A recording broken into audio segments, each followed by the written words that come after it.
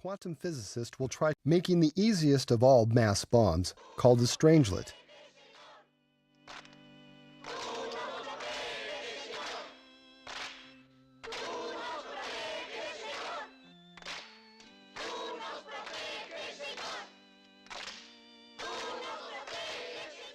And this time they have much more chances to succeed, because the Large Hadron Collider has enough energy to make 100 strangelets per second.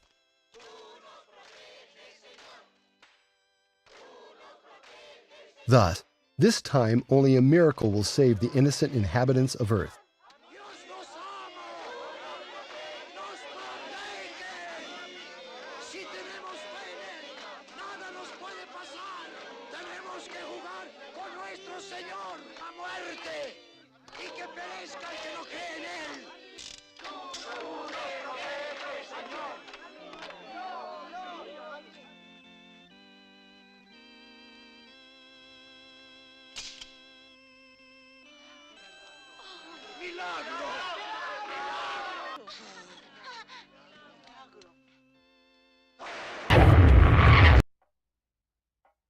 If you take 10,000 people at random, 9,999 have something in common. Their interests and business lie on or near the Earth's surface. The odd one out is an astronomer, and I'm one of that strange breed. My talk will be in two parts. I'll talk first as an astronomer, and then as a worried member of the human race. But let's start off by remembering that Darwin showed how we're the outcome of 4 billion years of evolution. And what we try to do in astronomy and cosmology is to go back before Darwin's simple beginnings, to set our Earth in a cosmic context. And let me just run through a few slides. This was the impact that happened last week on a comet. If they'd sent a nuke, it would have been rather more spectacular than what actually happened last Monday. So that's another project for NASA. That's Mars from the European Mars Express. And at New Year, this artist's impression turned into reality when a parachute landed on Titan, Saturn's giant moon. It landed on the surface. This is pictures taken on the way down. That looks like a coastline. It is indeed, but the ocean is liquid methane, the temperature minus 170 degrees centigrade. If we go beyond our solar system, we've learned that the stars aren't just twinkling points of light. Each one is like a sun with a retinue of planets orbiting around it. And we can see places where stars are forming, like the Eagle Nebula. You see stars dying. In 6 billion years, the sun will look like that. And some stars die spectacularly in a supernova explosion, leaving remnants like that. On a still bigger scale, we see entire galaxies of stars. There's entire ecosystems where gas is being recycled. And to the cosmologist, these galaxies are just the atoms, as it were, of the large-scale universe. This picture shows a patch of sky so small it would take about 100 patches like it to cover the full moon in the sky. To a small telescope, it will look quite blank. As you see here, hundreds of little faint sparks. Each is a galaxy, fully like ours or Andromeda. It looks so small and faint because its light has taken 10 billion light years to get here. The stars in those galaxies probably don't have planets around them. Scant chance of life there. That's because there's been no time for the nuclear fusion in stars to make silicon and carbon and iron the building blocks of planets and of life. We believe that all of this emerged from a Big Bang, a hot, dense state. So how did that amorphous Big Bang turn into our complex cosmos? I'm going to show you a movie simulation, 16 powers of 10 faster than real time, which shows a patch of the universe where the expansion subtracted out. But you see, as time goes on, in giga-years at the bottom, you will see structures evolve. As gravity feeds on small density irregularities and structures develop, and we'll end up after 13 billion years with something looking rather like our own universe. And we compare simulated universes like that. I'll show you a better simulation at the end of my talk with what we actually see in the sky. Well, We can trace things back to the earlier stages of the Big Bang, but we still don't know what banged and why it banged. That's a challenge for 21st century science.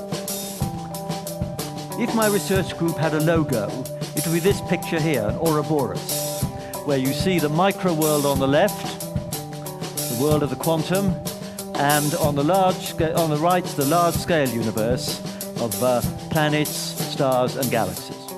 We know our universe is a unity. There are links between left and right. The everyday world is determined by atoms, how they stick together to make molecules. Stars are fueled by how the nuclei in those atoms react together, and as we've learned in the last few years, galaxies are held together by the gravitational pull of so-called dark matter, particles in huge swarms, far smaller even than atomic nucleus. But we'd like to know the synthesis symbolized at the very top. The micro-world of the quantum is understood. On the right-hand side, gravity holds sway. Einstein explained that. But the unfinished business for 21st century science is to link together cosmos and micro-world. A unified theory symbolized, as it were, gastronomically at the top of that picture. And until we have that synthesis, we won't be able to understand the very beginning of our universe. Because when our universe was itself the size of an atom, quantum effects could shake everything. And so we need a theory that unifies the very large and the very small, which we don't yet have. One idea, incidentally, and I have this hazard sign to say I'm going to speculate from now on, is that our Big Bang was not the only one. One idea is that our three-dimensional universe may be embedded in a higher dimensional space, just as you can imagine on these sheets of paper, you can imagine ants on one of them, thinking it's a two-dimensional universe, not being aware of another population of ants on the other. So there could be another universe just a millimeter away from ours. But we're not aware of it because that millimeter is measured in some fourth spatial dimension. And we're imprisoned in our three. And so we believe that there may be a lot more to physical reality than what we've normally called our universe, the aftermath of our Big Bang. And here's another picture. Bottom right depicts our universe within our horizon. There's a lot beyond that, but even that is just one bubble, as it were, in some vaster reality. Many people suspect that just as we've gone from believing in one solar system to billions of solar systems, one galaxy to many galaxies, we have to go through many Big Bangs from one Big Bang. Perhaps many Big Bangs displaying an immense variety of forms. Well, let's go back to this picture. One challenge symbolized at the top, but there's another challenge to science symbolized at the bottom. We want to not only synthesize the very large and the very small, but we want to understand the very complex. The most complex things are ourselves. Midway between atoms and stars. We depend on stars to make the atoms we're made of. We depend on chemistry to determine our complex structure. We clearly have to be large compared to atoms, to have layer upon layer of complex structure. We clearly have to be small compared to stars and planets, otherwise we'd be crushed by gravity. And in fact, we are midway. It would take as many human bodies to make up the sun as there are atoms in each of us. The geometric mean of the mass of a proton and the mass of the sun is 50 kilograms, within a factor of 2 of the mass of each person here, or most of you anyway. The science of complexity is probably the greatest challenge of all, greater than that of the very small on the left and the very large on the right. And it's this science which is not only enlightening our understanding of the biological world, but also transforming our world faster than ever. And more than that, it's engendering new kinds of change. So I now move on to the second part of my talk. And the book, Our Final Century, was mentioned. If I was not a self-effacing Brit, I would mention the book myself, and I would add that it's available in paperback. And in America it was called Our Final Hour, because Americans like instant gratification. But my theme is that in this century, not only has science changed the world faster than ever, but in new and different ways. Targeted drugs, genetic modification, artificial intelligence, perhaps even implants into our brains, may change human beings themselves. And human beings, their physique and character, has not changed for thousands of years. It may change this century. It's new in our history.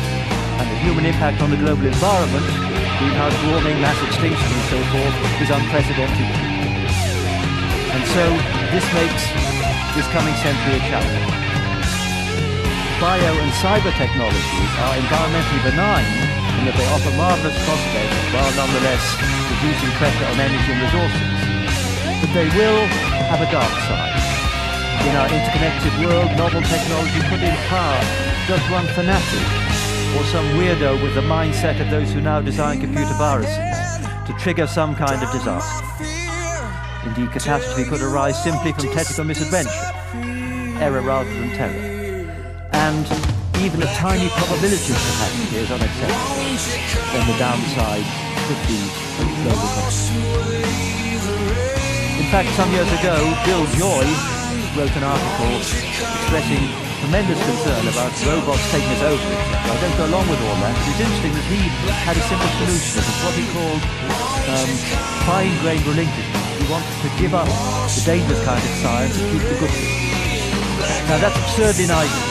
For two reasons. First, any scientific discovery has benign consequences as well as dangerous. And also, when a scientist makes a discovery, he or she normally has no clue what the applications are going to be. And so what it means is that we have to accept the risks if we are going to enjoy the benefits of science. We have to accept that there will be hazards. And I think we have to go back to what happened in the post-war era, post-World War II, when the nuclear scientists who were involved in making atomic bombs, in many cases were concerned that they should do all they could to alert the world to the danger. And they were inspired not by the young Einstein, who did the great work in relativity, but by the old Einstein, the icon of poster and T-shirt, who failed in his scientific efforts to unify the physical laws. He was premature, but he was a moral compass and inspiration to scientists who were concerned with arms control. Le célèbre professeur danois Niels Bohr, son collègue britannique Sir George Thomson, l'allemand Dr Werner Heisenberg et les plus illustres atomistes des principaux pays d'Europe. Pour la France, le haut commissaire à l'énergie atomique, Francis Perrin, successeur de M. Joliot-Curie. And it was felt that such an endeavor would help bring warring nations together and attract European scientists to stay in Europe. Le prix Nobel de physique, M. Félix Bloch, a présidé la cérémonie de la pose de la première pierre de l'Institut européen pour la recherche nucléaire. Grande date dans l'histoire de l'Europe. But its birth was not without problems. The beginning of CERN was very difficult, and this is forgotten nowadays because the past always looks bright. It was very difficult to agree on what the role of such a laboratory should be, where it should be. In fact, you can read in the minutes that during these discussions, one of the delegates broke down weeping. One of the key figures at its birth was Isidore Rabi. Rabi was involved also in building the atomic bomb in the States during the war. And he gave a speech here and said, the establishment of CERN is a certain compensation for what physicists have done to building the bomb.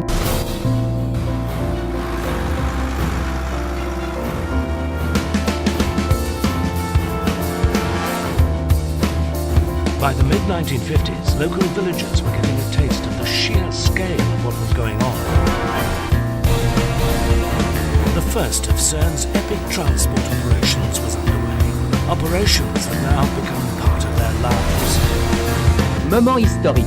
Mise en marche du plus puissant briseur d'atomes du monde.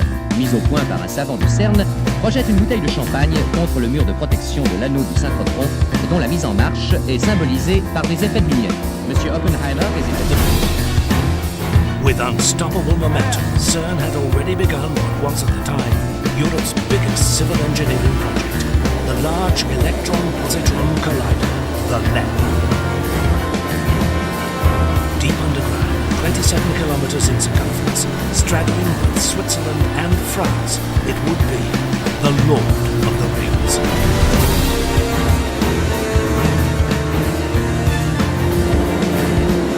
There's a lot of speculation about what CERN can do. and about the fact that the Large Hadron Collider is currently being pushed up to the highest energy levels seen in a collider experiment in the history of modern man. 13 trillion electron volts. That's the energy at which the Large Hadron Collider smashes together protons, new this year, 2015. Considering that it's the largest machine on the planet, and it runs superconducting electromagnets, of which the main dipoles generate 8.4 Tesla magnetic fields that are more than 100,000 times more powerful than the Earth's magnetic field, it seems rather silly to sit around yawning and acting like this will have absolutely no effect on the planet. Right now, 100 meters below us, superconducting magnets just like these are doing the heavy lifting required to get these proton beams to bend around the 27-kilometer tunnel and allow them to get up to almost the speed of light and to 13 TeV, which is the highest energy that humans have ever used in a collider experiment. People have said things like, oh, well, certain scientists are trying to find dark matter and create black holes and open up other dimensions, while other people like to come into videos like the one I'm making right now and mock those people. But the truth is that's exactly what the scientists at CERN are doing. Literally. Here's a scientist at CERN talking about how that is exactly what they're doing. So what are we looking for? Things like dark matter, dark energy, supersymmetry, quantum black holes, large extra dimensions. But really, we're just pushing the boundaries of human knowledge. That's what you need to know about CERN. They are doing those things. Period. Right now. And they're cranking it up to the highest levels we've ever seen ever in modern human history. We're just pushing the boundaries of human knowledge. We don't know what we're going to find at 13 TeV at the LHC. We don't know what we're going to find at 13 TeV at the LHC. So they'll have you believe they're just screwing around with dark matter, extra dimensions, black holes, and they have no idea really what they're actually going to find. That's what they're saying. Makes me feel really warm and gushy inside. But the truth is, somebody does know. They're just not telling the rest of us. Because that's how these major scientific experiments always work. They're always compartmentalized. Somebody knows. And this video is part of an experimental music showcase they held literally at the Large Hadron Collider by a band called Deerhoof.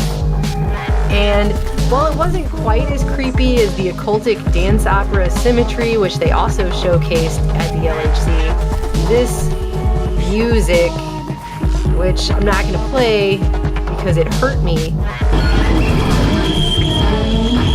sounds a lot like the kind of music you would hear in the background of a film that starts with a couple of gullible 20-somethings who wind up in a random third world country where they don't speak the language, and then suddenly they're yanked off the street in the first 30 minutes, and the last hour of the film is them being tortured in horrible ways in a warehouse somewhere. So back to this. It's pretty much everything you need to know about CERN. What they're doing, straight from a physicist at CERN. So what are we looking for? Things like dark matter, dark energy, supersymmetry, quantum black holes, large extra dimensions. That's not speculation on the part of me or the alternative media. That is straight from the mouth of a physicist literally there. Look at what happened in the beam dump on beam 2 in the rock, guys. Never before have you seen that image. This is normally what you see in a dump. You've seen probably nearly 100 videos on this subject from this channel. That's not what it looks like. And while there's no democratic process about whether or not the rest of humanity thinks tinkering with dark matter, creating quantum black holes, or opening up other dimensions is a good idea, hey, let's recreate the Big Bang. That sounds smart. Things like dark matter, dark energy, supersymmetry, quantum black holes, large extra dimensions. But really, we're just pushing the boundaries of human knowledge. We don't know what we're going to find at 13 TeV at the LHC. I guess we're all just supposed to sit around trusting guys like this with his pastel yellow suit jacket, skinny jeans combo when he says, point blank and rather blasé, we don't know what we're going to find at the LHC. We're just pushing the boundaries of human knowledge. We don't know what we're going to find at 13 TeV at the LHC. Great.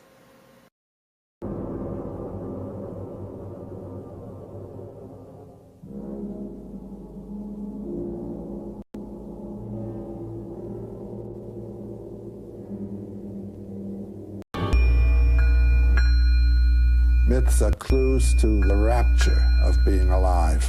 That's what it's all finally about. Everything in the field of time is dual, past and future, good and evil, dead and alive.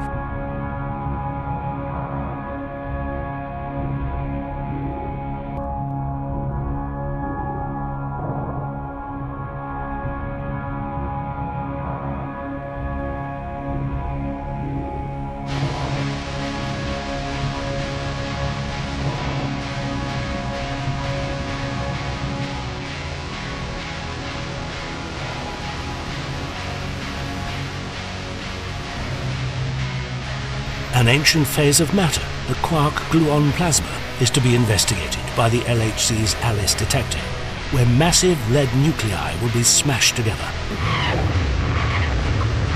By heating up this matter, we are going to liberate again these quarks and gluons from their prison, from their proton and neutron prison. Good afternoon. I'm Paul Gray. It's a pleasure to welcome you to this, the 7th and final Ford MIT Nobel laureate lecture. Frank Wilczek received the Nobel Prize in Physics in October 2004. I quote from the citation, for the discovery of asymptotic freedom and the theory of the strong interaction, end quote, as he speaks today on The Universe is a Strange Place.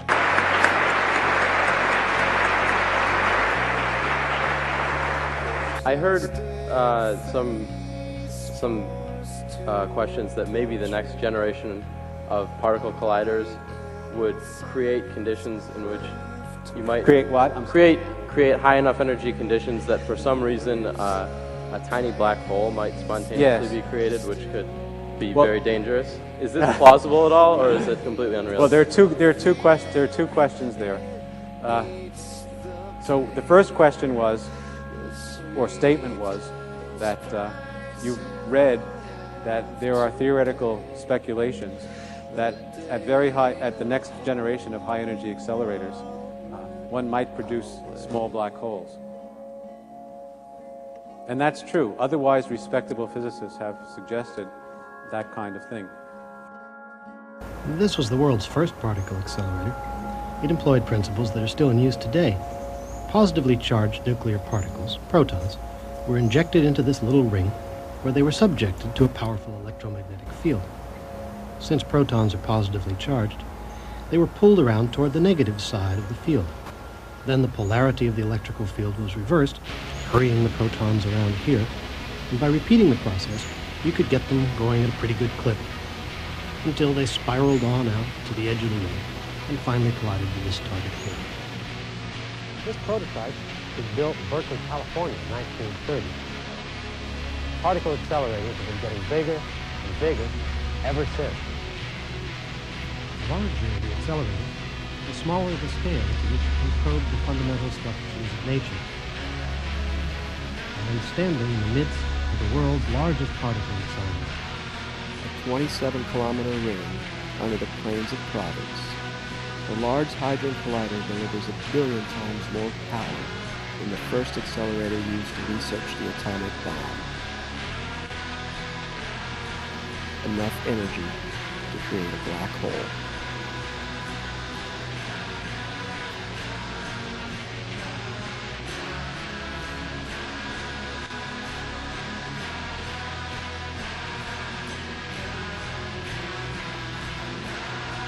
And perhaps the greatest living person is someone I'm privileged to know, Joe Rothblatt, equally untidy office there, as you can see. He's 96 years old, and he founded the Pugwash movement. He persuaded Einstein, his last act, to sign the famous memorandum of Bertrand Russell, and he sets an example of the concerned scientist. And I think to harness science optimally, to choose which doors to open and which to leave closed, we need latter-day counterparts of people like Joseph Rothblatt. We need not just campaigning physicists, but we need biologists, computer experts, and environmentalists as well. And I think academics and independent entrepreneurs have a special obligation because they have more freedom than those in government service or company employees subject to commercial pressure. I wrote my book, Our Final Century, as a scientist, just a general scientist, but there's one respect, I think, in which being a cosmologist offers a special perspective, and that's that it offers an awareness of the immense future. The stupendous time spans of the evolutionary past are now part of common culture, outside the American Bible Belt anyway.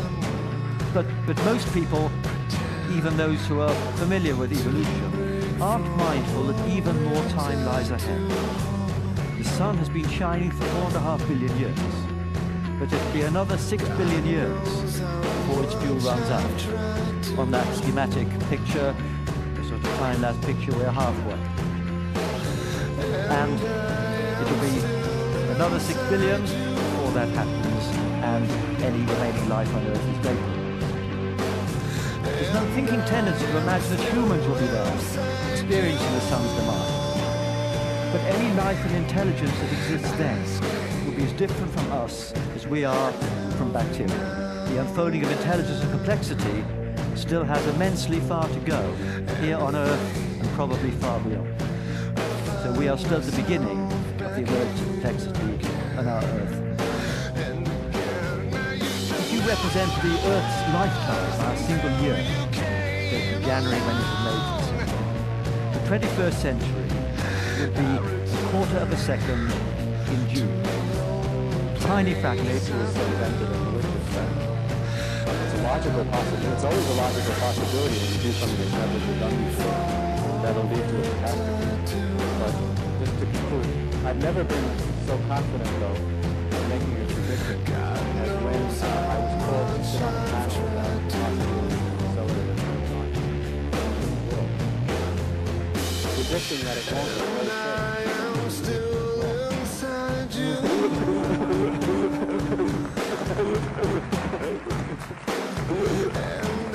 Okay, so I think with that it's appropriate to end, and I'll answer other questions. Despite his wicked sense of humor, Dr. Wilfbeck is worried. He and fellow physicist Dr. Walter Wagner wrote a letter together to Scientific America warning against the risks of creating dark matter here on Earth. Many black holes could be created by smashing a proton into an antiproton with enough energy. If one were created near a large concentration of mass, and if it started absorbing that mass before exploding, the black hole could reach a relatively stable half-life and thus continue to grow. If this happened on the Earth, the mini black hole would be drawn by gravity toward the center of the planet and absorb the matter along the way and devour it in 10 to 15 minutes.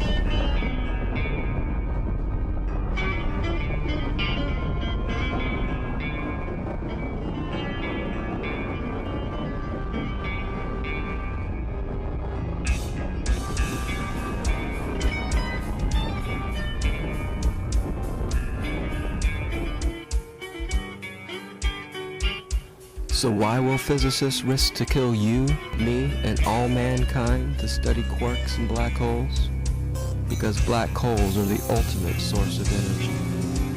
The arrow of time that physicists study, and death is an overdrive of energy that kills, simplifies the second arrow of time, the complex information that creates life.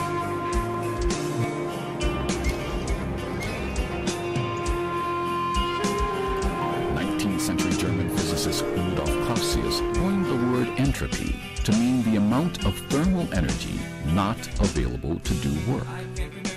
Based on the everyday observation that warm objects such as a cup of coffee always spontaneously become colder, Clausius stated the second law of thermodynamics, that the ability of energy to do work is always decreasing. In short, as fellow German physicist Hermann von Helmholtz stated, the universe is dying. This was perhaps the most dramatic conceptual change in all of science. All at once, our world began, and our place in the universe changed dramatically. Thus, due to the very nature of their research, physicists have constructed all the energetic weapons of mass destruction of modern history. Since the arrow of human information, our life and worlds are irrelevant to the goal of physics, the understanding of the equation of entropy and death.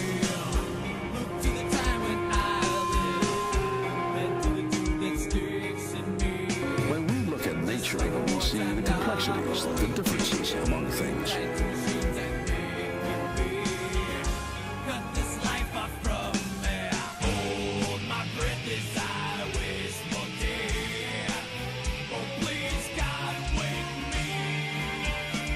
But many physicists tend to look for the simplicity that lies at the heart of it all. The more you learn about nature, the simpler it looks. And that's why I think we will find a final theory. Because although I can imagine things getting infinitely more complicated, complication without end, I can't imagine simplicity without end. The whole progress of physics has been toward a more and more simple description of nature. And how simple can things get? I mean, simplicity must finally terminate. There must be something so simple that we can't imagine anything more simple. Indeed. Nothing is simpler than death. The collateral effect of an excess of energy that breaks the balances and connections of both arrows of time. War kills a social organism. When love, the sharing of energy and information among its individuals, is substituted by the pure energy of weapons. 8 million soldiers had died, almost 7 million civilians. Death kills a biological organism when the blood and nervous system that shared energy and information amongst its cells collapses, breaking them into its simplest atomic substances.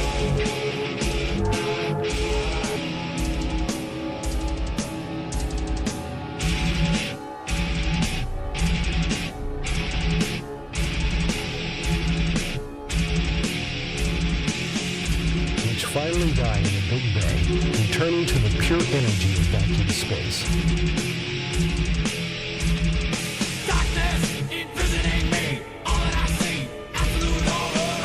Vacuum has begun to play a very, very fundamental role. A piece of vacuum here and a piece of vacuum there can repel each other. We absolutely don't understand it, but we know it's there. Vacuum, after all, turns out not to be empty. Thus, in their search for the ultimate energy, if mankind doesn't put an end to their quest, physicists have geared to destroy the Earth, simplifying life back into the formless vacuum of pure energy from where we all came, by recreating the Big Bang of the universe.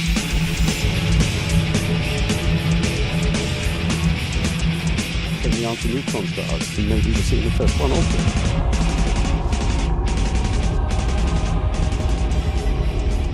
The pulses that come from one of these neutron stars come to us because, like a lighthouse, these stars are spinning. Most of what happens at high energy accelerators is the strong interaction. You need to understand that very, very well if you're looking for the rare events that correspond to something fundamental. Indeed, the Chinese Center for Nuclear Research found that 10,000 strange quarks glued by the strong force, 100 times stronger than our weak electromagnetic force, are enough to create a bag of ice-9, the detonator of a strangelet mass bomb. But the quark factory will mass-produce strange quarks at the rate of 1 million per second. Those strangelets will fall undetected since they are dark matter towards the center of the Earth, growing as they feed on our light matter. Earthquake activity will multiply, and within 1 to 100 years, strangelets will convert the Earth into an ultra-dense rock of quarks.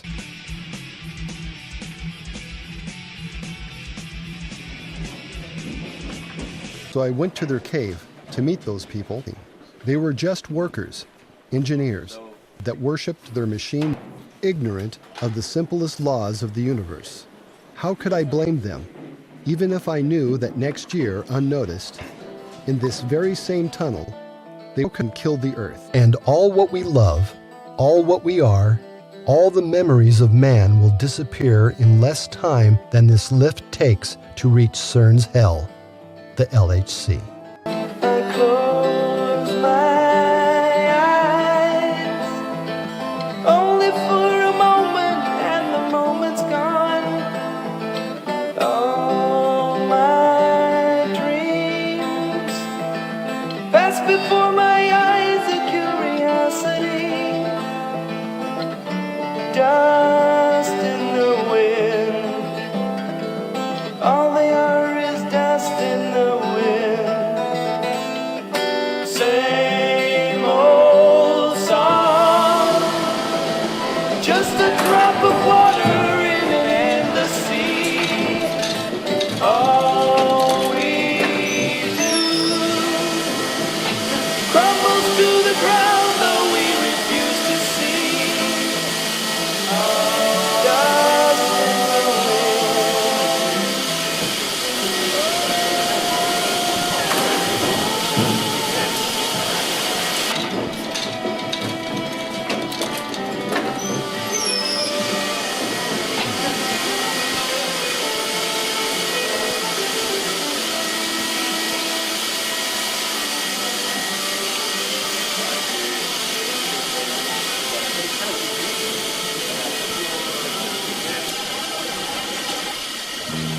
But even in this concertina cosmic perspective, our century is very, very special. The first when humans can change themselves and their home planet. As I should have shown this earlier, it will not be humans who witness the end point of the sun. It will be creatures as different from us as we are from bacteria. When Einstein died in 1955, one striking tribute to his global status was this cartoon by Herblock in the Washington Post. The plaque reads, "Albert Einstein lived here." And I'd like to end with a vignette, as it were, inspired by this image. We've been familiar for 40 years with this image, the fragile beauty of land, ocean and clouds, contrasting with the sterile moonscape on which the astronauts left their footprints. But let's suppose some aliens had been watching our pale blue dot in the cosmos from afar. Not just for 40 years, but for the entire 4.5 billion year history of our Earth. What would they have seen? Over nearly all that immense time, Earth's appearance would have changed very gradually. The only abrupt worldwide change would have been major asteroid impacts or volcanic supereruptions. Apart from those brief traumas, nothing happened suddenly. The continental land masses drifted around, ice cover waxed and waned, successions of new species emerged, evolved and became extinct. But in just a tiny sliver of the Earth's history, the last 1/1,000,000th part, a few thousand years, the patterns of vegetation altered much faster than before. This signaled the start of agriculture. Changes accelerated as human populations rose. Then other things happened even more abruptly.